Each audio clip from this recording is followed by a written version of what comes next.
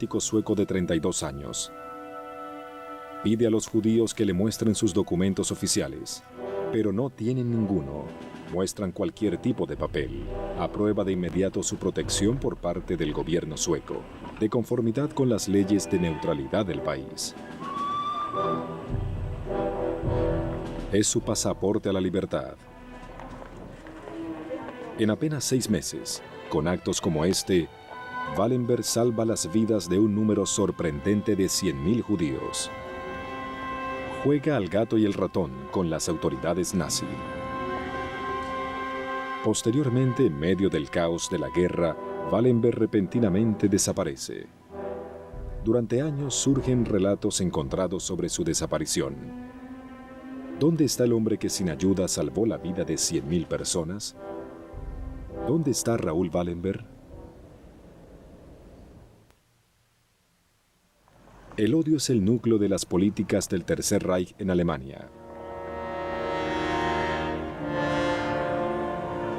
El antisemitismo es el principal bloque de desarrollo del partido nazi. Los judíos son considerados como enemigos, responsables de la derrota de Alemania en la Primera Guerra Mundial. En 1933, Hitler se convierte en canciller de Alemania. Comienza una persecución sistemática de 500.000 de judíos alemanes. En las calles, las camisas pardas humillan y golpean a los judíos. En 1935, la legislación de Nuremberg priva a los judíos de la ciudadanía alemana. Se confiscan sus propiedades, son impulsados a abandonar el país. 1938, en una noche de horror llamada Kristallnacht o Noche de los Cristales Rotos, se saquean negocios judíos, se queman sinagogas, se atacan y asesinan a judíos. 1939, Alemania invade Polonia. Más de 3 millones de judíos son perseguidos en el imperio nazi. La persecución se convierte en exterminio. Se establecen guetos en las ciudades principales de Polonia, al tiempo que los judíos mueren de inanición o enfermedades. 1941, comienza la invasión de la Unión Soviética por parte de Alemania. Los escuadrones de exterminio especiales de la SS, conocidos como Einsatzgruppen, acosan a los judíos. Al principio les ordenan que ingresen a trincheras, cavadas por los mismos judíos, y les disparan. Septiembre de 1941, 33.000 judíos de Kiev son masacrados en una cañada llamada Babi Yar. Este acto atroz ocurre muy lejos de la mirada de Occidente y es totalmente desconocido para el resto del mundo. La falta de protesta pública solo estimula a los nazis. Para fines de 1941, más de 1 millón de judíos habían sido asesinados. Enero de 1942, los burócratas de alto rango del Tercer Reich se reúnen en una villa en las afueras de Berlín. Dirigidos por Reinhard Heydrich, subdirector de la SS, acuerdan el exterminio sistemático de los judíos. La decisión recibe el nombre de la solución final. Se idean nuevas formas de campos de concentración. Se asesinan a los judíos en cámaras de gas en las 24 horas siguientes a su llegada. Sus cuerpos son cremados. Se abren campos de exterminio en Sobibor, Majdanek, Treblinka, Belzec y Auschwitz-Birkenau, poco después de la conferencia. Se transportan a los judíos en tren hasta los campos de la muerte. Raoul Wallenberg todavía no conoce el horror que viven los judíos en Europa Oriental y Rusia.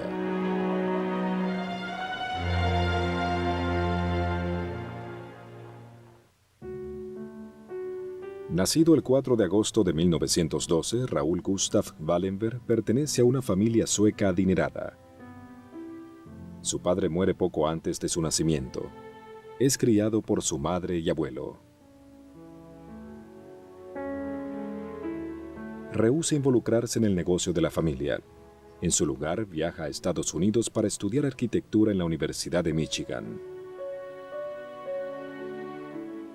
Durante una visita en 1936 a Palestina, Wallenberg escucha comentarios acerca de la opresión nazi de boca de algunos refugiados judíos que huyeron de Alemania. Comienza la Segunda Guerra Mundial. Wallenberg regresa a Estocolmo, Suecia. Se convierte en el representante de comercio exterior de un exportador húngaro de origen judío, Kalman Lauer. Esta relación cambiará a Raúl. Como sueco, ciudadano de un país neutral, puede viajar libremente a lo largo de la Europa controlada por los nazis. Comienza a conocer a funcionarios nazi y se entera de cómo funciona el Tercer Reich. A principios de 1942 es simplemente un observador pasivo. Sin embargo, los contactos que hace dentro del régimen nazi pronto resultarán invaluables para él. Al principio del último año del Holocausto, Wallenberg se prepara para ingresar en el centro del terror.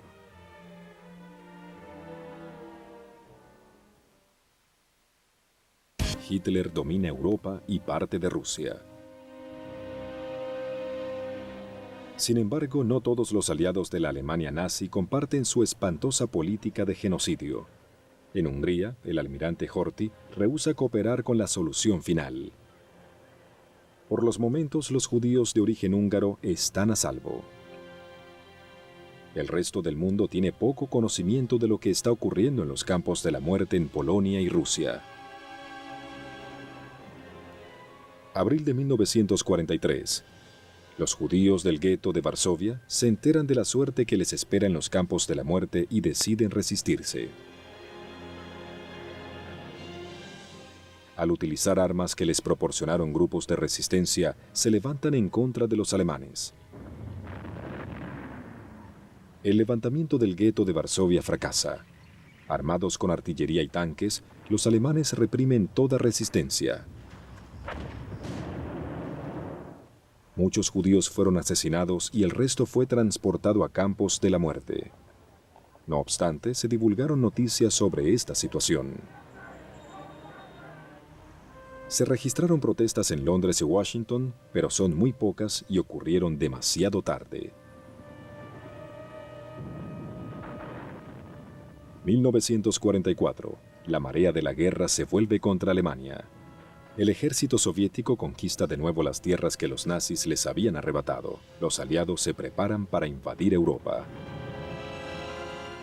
En lugar de demorar el proceso de exterminio, Hitler decide intensificar su eliminación de los judíos. Marzo de 1944. Hitler se entera de que Hungría busca la paz con los aliados. Furioso, envía tropas para que ocupen el país. Entre los soldados se encuentra un hombre destinado a convertirse en uno de los enemigos más fieros de Wallenberg. Adolf Eichmann es jefe de la Oficina de Reasentamiento Judío, el centro de comando del transporte de judíos a los campos de la muerte. Eichmann aprovecha la oportunidad para destruir una de las últimas poblaciones judías importantes del centro de Europa. Para fines de la primavera, casi todos los judíos que viven en las afueras de Budapest son detenidos y enviados a los campos de exterminio. Sin embargo, esta vez la comunidad internacional está lista y ejerce represalias. Varios países emiten pasaportes de protección a los que siguen vivos. En Washington, el presidente Roosevelt establece la Junta de Refugiados de Guerra, encabezada por Henry Morgenthau, quien acude a Suecia para solicitar ayuda. El empresario Kalman Lauer recomienda a un hombre, Raúl Wallenberg. Wallenberg enfrenta una enorme responsabilidad, pero se mantiene firme en su decisión. Su media hermana, Nina Lagergren, recuerda cuando él abandonó Berlín rumbo a Budapest. Quería que la legación ordenara un boleto de tren rumbo a Budapest. Y pensé que era bueno que permaneciera otra noche. Así que no se fue esa noche, sino la noche siguiente. Raúl estaba furioso porque tenía prisa por llegar a Budapest, ya que su misión era salvar vidas humanas. No podía perder ni un minuto. Así que subió a un tren que estaba cargado y tuvo que sentarse en el pasillo sobre su mochila toda la noche. Eichmann dirige su atención hacia los 200.000 judíos que se encuentran en Budapest. 7 de julio, el almirante Miklos Horthy, jefe de Estado de Hungría, detiene las deportaciones de Eichmann. Es solo una medida temporal. 2 días más tarde, Wallenberg llega a Hungría. Per Anger fue el diplomático sueco en Budapest que fue asignado para ayudarlo. Recuerdo cuando llegó a Budapest. Su equipo era una mochila, un impermeable y un revólver. Y dijo con el arma en la mano, la uso solo para que me dé valor. No la usaré nunca, pero debo tenerla para que me dé valor. Bromeaba, tenía un buen sentido del humor que yo apreciaba bastante. Aunque no sea un diplomático profesional, es protegido por su condición de diplomático sueco. Wallenberg comienza su trabajo de rescate, financiado por la Junta de Refugiados de Guerra estadounidense. Renta de inmediato 32 edificaciones en el centro de la ciudad. En las 12 semanas siguientes, 15.000 judíos están resguardados a salvo. Tenía un grandioso talento para organizar. Organizó este trabajo de rescate de una manera muy eficiente. Cientos de judíos fueron sus colaboradores y su grandiosa fortaleza fue su talento para poder negociar. 400 voluntarios judíos lo ayudan a distribuir casi 14.000 Schutzpässe o pases de protección. Los pases, autorizados por el gobierno sueco, ofrecen a las personas protección cuando viajan a Suecia. Wallenberg entregó el triple del número de pases que le autorizaron. Wallenberg establece escuelas, cantinas y hospitales para los refugiados. Crea una ciudad dentro de una ciudad. Él y sus ayudantes se ven agobiados por el trabajo. Las personas llegaban diariamente a la embajada solicitando ayuda y pidiendo pasaportes. Se difundió rápidamente la noticia y, por lo tanto, teníamos que completar el trabajo de noche. Lo hacíamos casi todas las noches en lugares diferentes porque sabíamos que los nazis alemanes y húngaros estaban detrás de nosotros. Las acciones de Wallenberg estimulan a otros diplomáticos neutrales, tales como Karl Lutz, de la Embajada de Suiza, a ayudar. El resultado, se establece un gueto internacional para 50.000 judíos en la margen oriental del Danubio.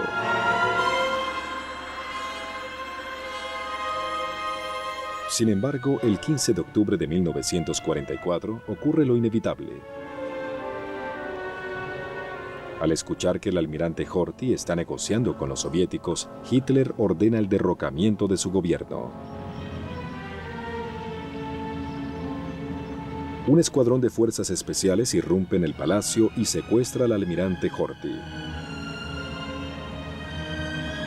Al dejar fuera a Horthy, los nazis húngaros emprenden su ofensiva.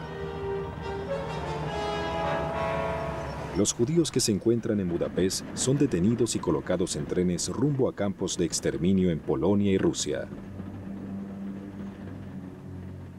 Wallenberg enfrenta ahora su mayor desafío.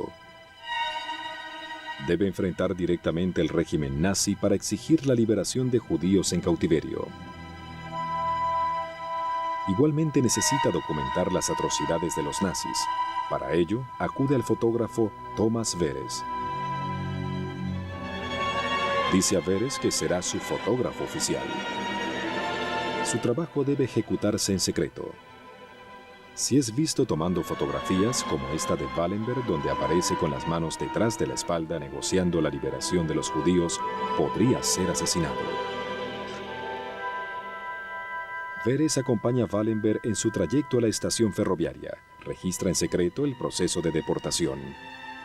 Leslie Kovacs, un hombre salvado por Wallenberg, recuerda el momento. Comenzó a seleccionar sistemáticamente a todas las personas que tenían un documento de protección sueco. Estaba de pie sobre una caja de madera, muy arriba. Era un hombre alto también. Pensé por un momento que nadie más podría ver su lista, ni siquiera el oficial de control, que era probablemente alemán o húngaro, porque Wallenberg estaba a una gran altura. Pensé que su lista era probablemente de cantantes de ópera suecos. Fueron minutos de agonía, segundos de agonía, hasta que encontró mi nombre, lo marcó y dijo, sí, este hombre tiene un documento sueco. El guardia agregó, sí, puede colocarse aparte. En algún momento podría descubrirse el engaño de Wallenberg. Sin embargo, logra controlar sus nervios e inspecciona los documentos que le fueron entregados. Wallenberg enfrenta a los guardias nazis, diciendo que todas las personas son suecas y que no las pueden retirar del lugar. Con estos simples actos, Wallenberg salva cientos de vidas en un día. No obstante, sus acciones rápidamente llaman la atención de Adolf Eichmann. La vida de miles de personas pende de un hilo. Esta noche, Año de 1944. El ejército soviético atraviesa con fuerza aplanadora al este de Hungría, rumbo a Budapest. Los ejércitos de Hitler retroceden, al tiempo que su imperio se desmorona. Sin embargo, los nazis están empeñados en llevar a cabo su genocidio de los judíos. Adolf Eichmann, a cargo de la solución final en Hungría, obliga a los judíos restantes a participar en marchas de exterminio rumbo a la frontera austríaca. Estábamos tan cansados que caíamos al suelo y dormíamos a la intemperie. Hacía mucho frío y en la mañana siguiente nos levantábamos y muchas mujeres estaban muertas. Cada 3 o 4 días consumíamos sopa u otra cosa. Lo peor de todo era que no nos daban nada de beber. Marchar sin haber bebido nada era lo más terrible. Además, a donde quiera que íbamos, sentíamos el odio de las personas. No sentíamos compasión de parte de los aldeanos. Gritaban y vociferaban, maten a esas mujeres judías. Sin embargo, Raúl Wallenberg y su asistente Per Anger se enteran de la marcha de exterminio. Organizan un convoy de camiones para alcanzar la marcha. Wallenberg distribuye apresuradamente pases suecos. Logra salvar a 300 judíos. Me dijeron que su nombre era Raúl Wallenberg y quería ayudarnos. Dijo, quisiera salvarlos a todos. Si pudiera, los salvaría a todos, pero solo puedo salvar a algunos. Solo puedo salvar a una cantidad determinada. Dijo, por favor, perdónenme, pero debo salvar a los más jóvenes, porque deseo salvar a una nación.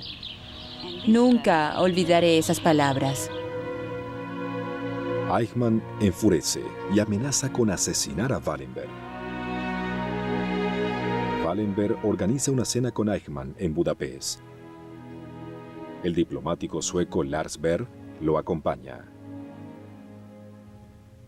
Estábamos sentados cómodamente, bebiendo café y hablando como en cualquier otra fiesta. Luego, Wallenberg comenzó a contradecir a Eichmann en relación con el nazismo. Dijo que ese era el fin del nazismo y sería el fin de Hitler, el fin de Eichmann. Esa noche tuve la impresión de que Eichmann no quería ocuparse de su propia vida.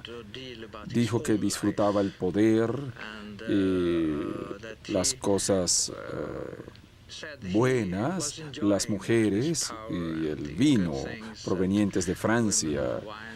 Cualquier cosa que fuera posible en ese momento.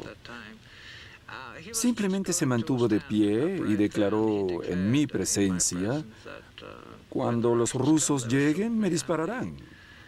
Soy el jefe de la SS en Hungría y no me perdonarán.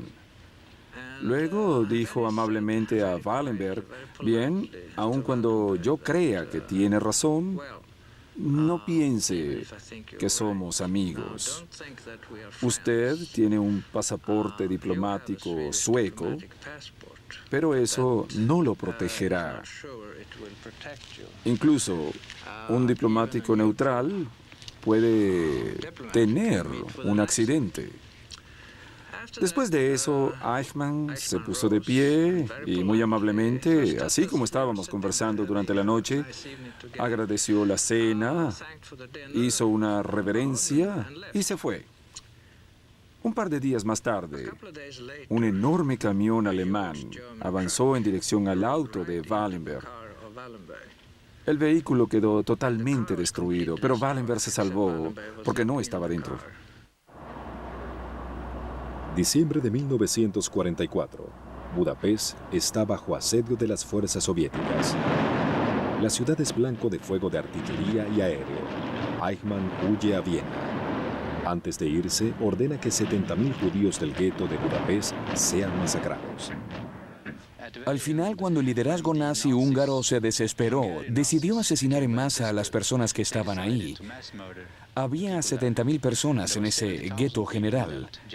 Cuando Wallenberg supo eso, le envió un mensaje a un general alemán de la SS llamado Schmidt-Huber, uno de los que quedaban allí con sus tropas.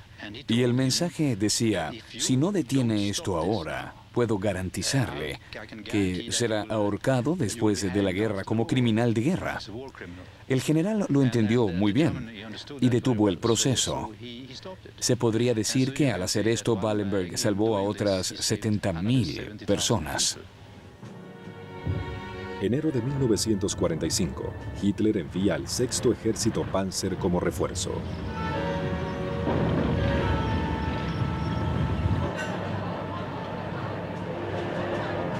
Mientras Budapest está bajo asedio, el partido nazi en Hungría muestra un comportamiento extremadamente violento. Asesina judíos, incluyendo a niños. En medio del caos de la guerra, Wallenberg arriesga su vida.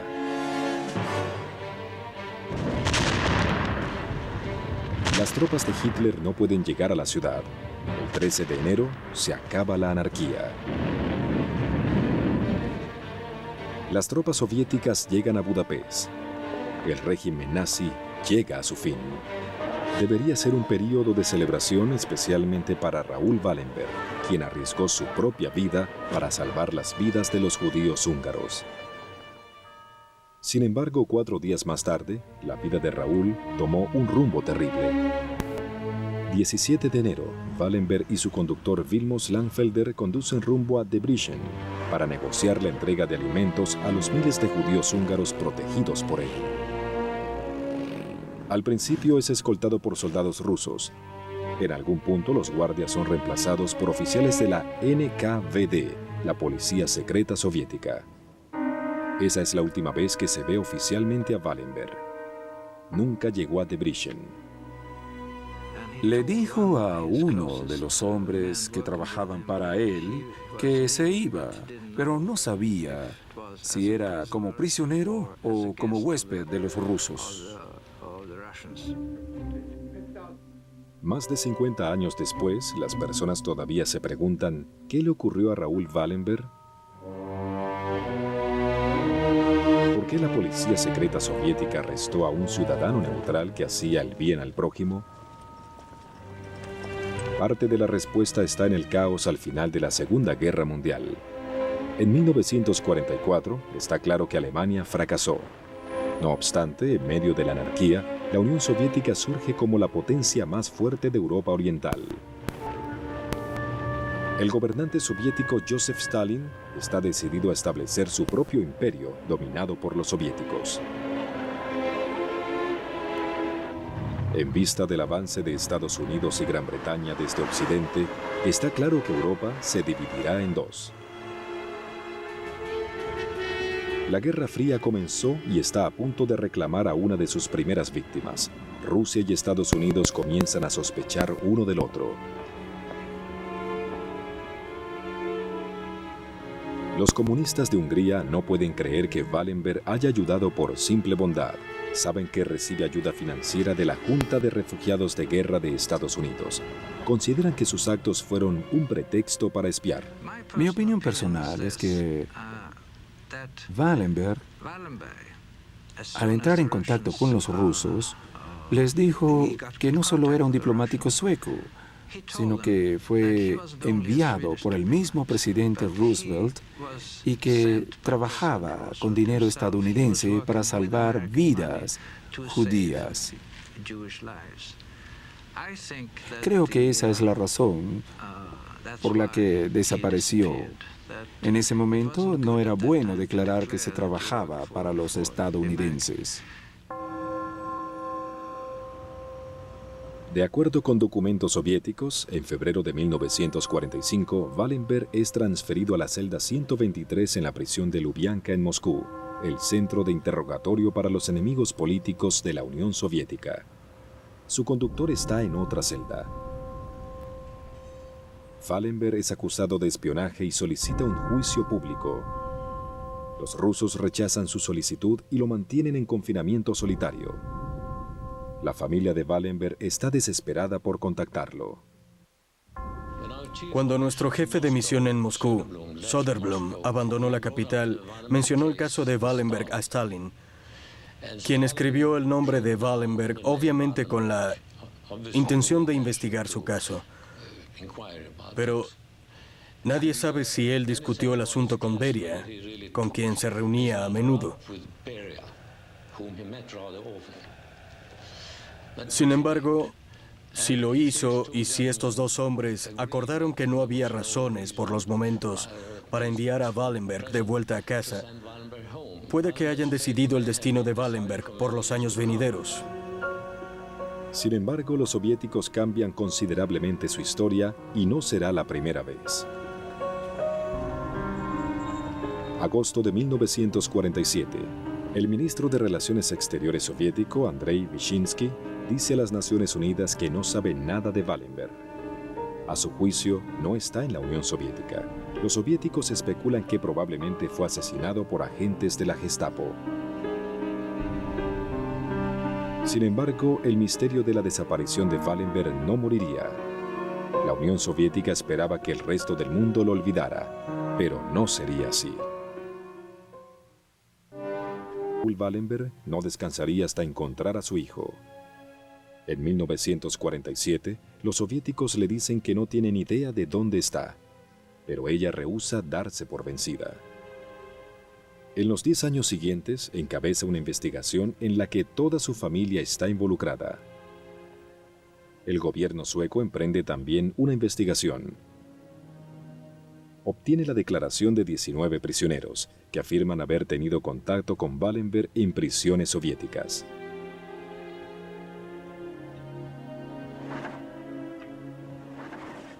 En 1957, un prisionero soviético recientemente liberado declara que Wallenberg se encuentra en la prisión de Vladimir, cerca de Moscú. No obstante, en el punto culminante de la Guerra Fría, Suecia, una potencia neutral, tiene poco respaldo internacional para forzar a la Unión Soviética a actuar. Solo puede solicitar amablemente información. El 6 de febrero de 1957 se responde finalmente la solicitud. El viceministro de Relaciones Exteriores, Andrei Gromyko, señala que una búsqueda exhaustiva ofrece finalmente una respuesta. Afirma que Wallenberg murió de un ataque cardíaco en la prisión de Lubyanka en julio de 1947 a la edad de 35 años. No obstante, no hay testigos, ni cadáver, ni certificado de defunción. Sus familiares y colegas no están convencidos. En todo el mundo, las personas inician campañas para buscar la liberación de Wallenberg. Creen que aún se encuentra con vida. En 1959 reciben una esperanza. Abraham Kalinsky, oficial del ejército polaco, es liberado de la prisión de Vladimir. Dice que conoció a Wallenberg como prisionero. Lo vi desde una ventana. Y antes de eso, lo había visto en la prisión de Vladimir, Noverhovolsk, entre 1951 y 1953. Lo conocí cuando iba al baño y lo vi durante caminatas. Algunos antiguos compañeros de celda de Wallenberg se acercaron a mí y me contaron que Wallenberg era el sueco que había salvado a judíos y que estaba encarcelado por presunto espionaje. Sin embargo, todo quedó ahí. La Guerra Fría está a punto de entrar en una de sus fases más peligrosas. Las tensiones están álgidas entre Occidente y la Unión Soviética. 1961. Se construye el Muro de Berlín. La ciudad se divide entre filas comunistas y no comunistas. Wallenberg se convierte en parte de un juego de persecución de la Guerra Fría. En 1961, el disidente soviético Yuri Belov afirma que Wallenberg está vivo. Se encuentra en una clínica psiquiátrica, un castigo por haberse declarado en huelga de hambre. Ese mismo año, un profesor soviético llamado Alexander Myashnikov dice que examinó a Wallenberg en un hospital psiquiátrico. Posteriormente, Myashnikov retira su declaración después de haber sido presionado por el presidente soviético Nikita Khrushchev. En 1980, Greville Wynne, un espía británico que había sido encarcelado por la KGB durante los años 60, recuerda una extraña experiencia. A principios de 1963 yo estaba en Lubyanka y una mañana, mientras realizaba ejercicios, había varias áreas para practicarlos. Un guardia estaba encerrando a un hombre nuevo que gritó «¡Taxi!». Esto puede parecer extraño, pero había una jaula horrible para subir y bajar a los presos. Creo que gritaba de esa manera para mantener su ánimo en alto, con sentido de humor. Aproximadamente 5 días más tarde, algo similar ocurrió. Mientras me llevaban a mí al área de ejercicios, escuché la palabra taxi en una discusión con el guardia. Reconocí que el preso no tenía acento alemán, sino más bien escandinavo. Pregunté en voz alta, ¿eres estadounidense? Y respondió, no, soy sueco. Después de eso, el guardia tapó mi boca con la mano y me empujó hacia la jaula. Ningún otro prisionero sueco fue visto en Lubyanka durante el mismo periodo. Esa noticia fue provocadora. La Unión Soviética rechaza cualquier solicitud adicional. En 1979, la madre de Wallenberg muere. Sin embargo, la familia no se rinde. La media hermana de Wallenberg, Nina Lagergren, y su medio hermano Guy von Dardel continúan planteando interrogantes. No hay evidencia convincente de que esté muerto, y mientras no haya evidencia, creo que debemos trabajar como si estuviera todavía vivo. Es nuestro deber con él. No podemos dejar que esta suposición de que está muerto lo obligue a permanecer en una prisión soviética por tiempo indefinido. Además, tenemos a numerosos testigos que han aparecido en varias ocasiones durante estos 40 años y han dado evidencia concluyente de que está vivo durante las décadas de 1950 y 1960. El último testimonio publicado es de 1975. Pero tenemos evidencia adicional, después de eso, sobre la cual no podemos dar detalles. 1984. Mikhail Gorbachev es el presidente soviético. La Guerra Fría comienza a derretirse. Inicia una política nueva llamada Glasnost, que significa apertura, y examina los crímenes soviéticos pasados. Debería incluir el caso Wallenberg. Sabemos que estaba vivo, y en realidad el gobierno soviético ha admitido que estaba vivo a fines de la década de 1940. Creemos que tenemos mucha evidencia de que estaba vivo a fines de la década de 1950 e incluso posteriormente. 1989. Nina Lagergren y Guy von Dardel son invitados a Moscú. Visitan la prisión de Vladimir. Nos sentimos muy optimistas y esperamos lograr que sea liberado. El pasaporte y otros efectos personales de Wallenberg son entregados. Algunos creen que murió recientemente. La televisión soviética hace un llamado a los testigos que pueden haber conocido a Wallenberg en prisión para que hablen. Se abren líneas telefónicas en la televisión. Numerosos prisioneros rusos afirman que Wallenberg sigue vivo. Intentaron convencernos de su apertura y su actitud humana. Y recibimos estas pertenencias después de tanto tiempo, 45 años. Nos prometieron que investigarían y tenemos la esperanza de que algún día lo hagan.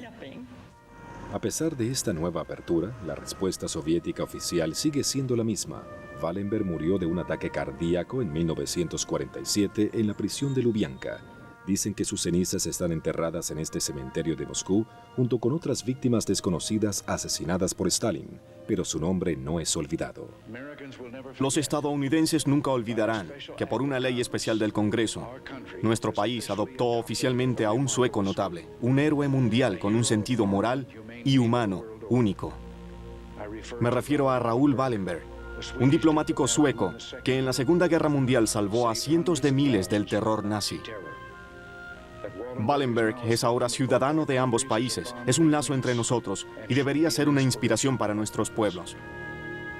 Unámonos para insistir en que, si hay una nueva apertura en la Unión Soviética, el liderazgo soviético entregue al mundo un informe sobre este gigante de la moral, Raoul Wallenberg. La primera ministra británica Margaret Thatcher honra también a Wallenberg en una ceremonia en Budapest. Durante la década de 1980, Ronald Reagan ejerce el poder militar sobre la Unión Soviética. Para 1989 se siente la presión. El muro de Berlín cae. Es el primer golpe en la caída de la Unión Soviética. Es el momento de encontrar respuestas a la desaparición de Wallenberg.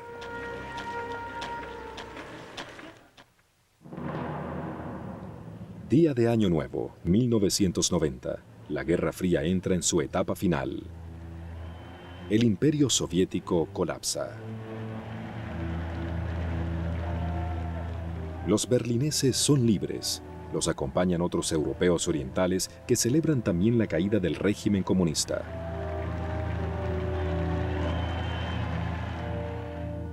Sin embargo, para Raoul Wallenberg es demasiado tarde. Los rusos declaran que está muerto desde hace tiempo. No obstante, hay otros que afirman que es víctima de una red de encubrimiento masivo. Irwin Kotler encabeza una investigación internacional. Rechaza la afirmación soviética, diciendo que es probable que Wallenberg haya estado vivo en los años 50 y 60. El único agente cuya cooperación es necesaria, pero que todavía no ha tomado la palabra, es la KGB. Esperamos que lo que surja de esta reunión revele este misterio. El gobierno soviético responde con su propia investigación. La KGB no logra encontrar ningún documento faltante. Refuta el testimonio de los prisioneros soviéticos liberados. No obstante, la vida de la KGB está llegando a su fin. 1991. Gorbachov es derrocado. La Unión Soviética se disuelve, al igual que la Guerra Fría.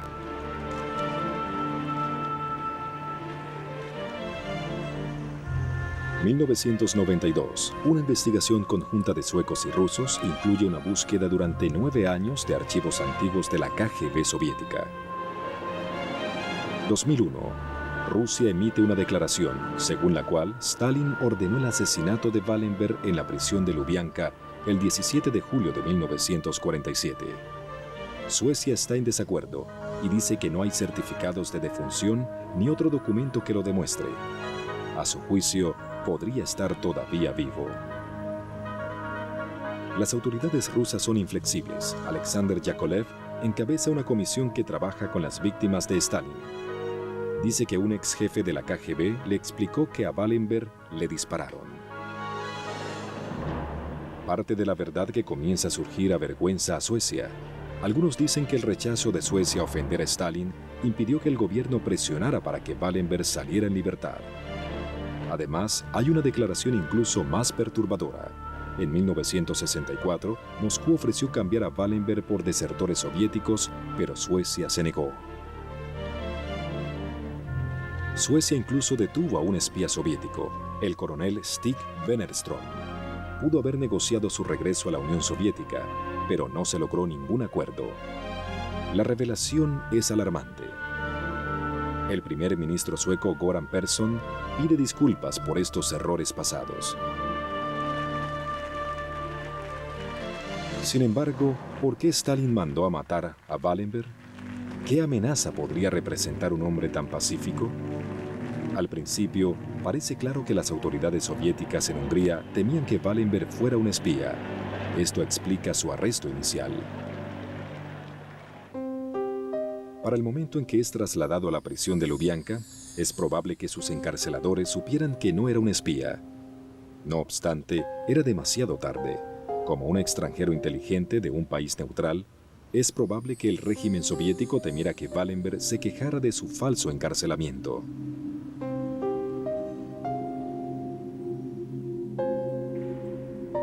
Después de pasar 2 años en la prisión de Lubyanka, interrogado y torturado, los soviéticos no pudieron liberar a Wallenberg en un mundo sediento de historias de atrocidades comunistas.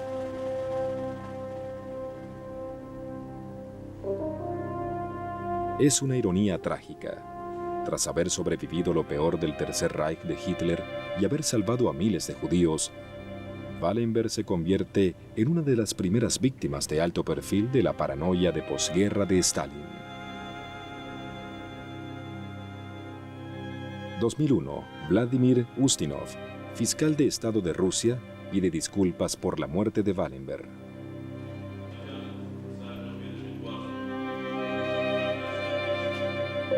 En todo el mundo, monumentos conmemorativos se han erigido en memoria de Wallenberg, en Nueva York,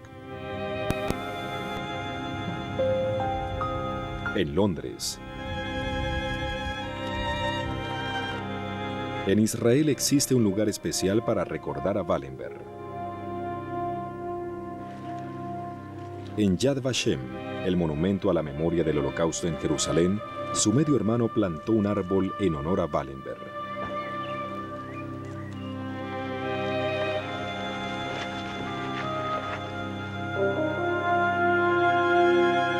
La sobreviviente Judith Yaron comenta al referirse a Wallenberg. ¿Por qué lo hizo? Por supuesto, la respuesta más fácil habría sido una historia romántica, una mujer judía de la que se habría enamorado o algo así. Pero nunca hubo tal mujer. Era su humanidad y compasión. Era un hombre común con un valor poco común. El destino lo obligó a tomar una decisión y al final pagó el precio.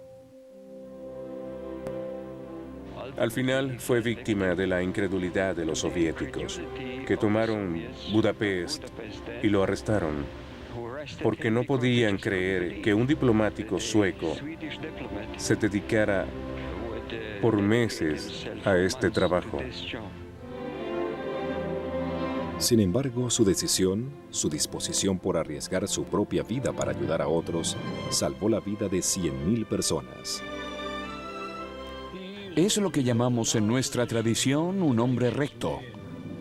Un cristiano que arriesgó su vida para poder salvar vidas judías. Probablemente nunca sepamos la verdadera historia de Raúl Wallenberg. No obstante, su determinación se destaca sobre el misterio que rodea su destino. Hasta hoy, deja un legado imborrable como uno de los héroes de la Segunda Guerra Mundial.